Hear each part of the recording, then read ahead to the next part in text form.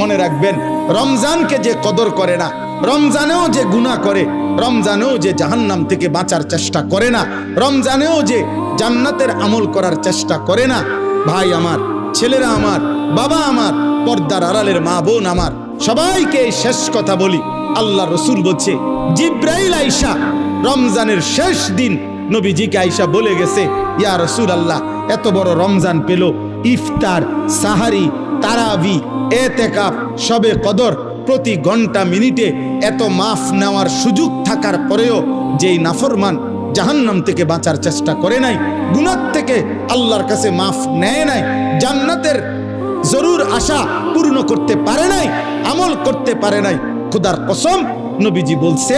জিব্রাইল আইসা বলছে, ইয়া রাসূলুল্লাহ, এমন নাফরমানের উপরে আল্লাহর লানত, আল্লাহর লানত, লানত, লানত। নবী বলছে আমিন,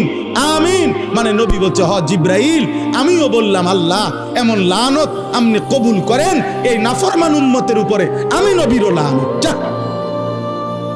তোর রূপে খোদার লানত পড়ুক।